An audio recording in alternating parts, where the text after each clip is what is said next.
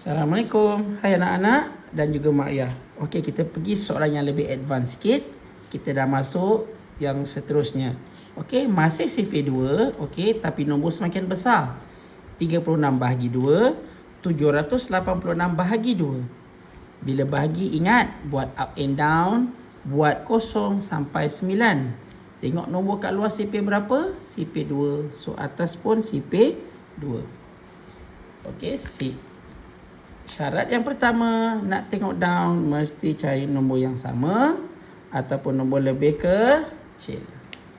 Jom kita cuba jawab. Ada 36. Kita tengok nombor 3 dulu. Okey, 3. Ada tak yang sama? Tak ada. Kalau tak ada yang sama, kita kena cari nombor yang lebih kecil. Apa nombor kecil lebih kecil daripada 3? Mana lebih kecil daripada 3? 4 tak boleh. So kita kena ambil 2. Okay. Tulis up, tulis down. Lagi sekali. Tulis up, tulis down. Tolak garis. 3 tolak 2, 1. Ketuk rumah sebelah. Assalamualaikum. Ada orang. Panggil turun bawah. Okey. Dah dapat 16. Tengok dekat down. Ada tak yang sama? Ada tak 16? Nampak tak? Mana 16? Tit. Okey. Garis. Dah jumpa? Tulis up. Tulis down. Tolak. Okey, garis lagi. Okey, 6 tolak 6 sifar, 1 tolak 1 sifar. Ketuk rumah sebelah. Assalamualaikum. Ada orang tak? Tak ada orang. Tutup pintu rapat. Jawapan kita berapa? 18. Okey, last. 786 bahagi 2. Kita guna up and down yang sama. Ingat syarat dia, cari nombor yang sama ataupun nombor lebih kecil. Nak tengok nombor mana dulu ni? 7, 8 ke 6? Mesti yang paling rapat dengan bumbung. 7. Ada tak yang sama dengan 7?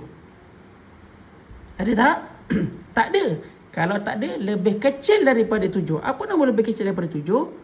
Boleh ke saya ambil 8? Tak boleh. 6? Okey. Tulis up dia 3. Tulis down dia 6. Tolak. Garis sampai di tempat seterusnya. 7 tolak 6 1. Nampak? Ketuk rumah sebelah. Assalamualaikum. Ada orang. Panggil turun bawah. Sekarang dia jadi 18.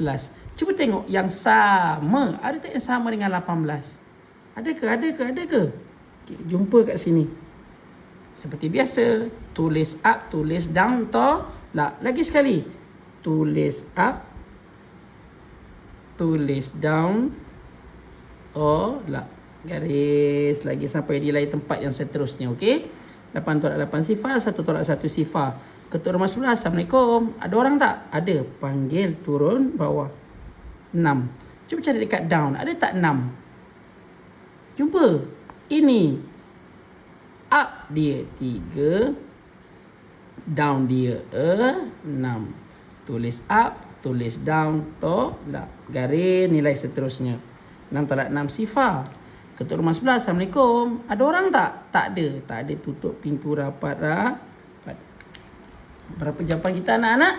393. Begitulah dengan sifir yang seterusnya nanti. Okey, selamat mencuba. Bye. Assalamualaikum.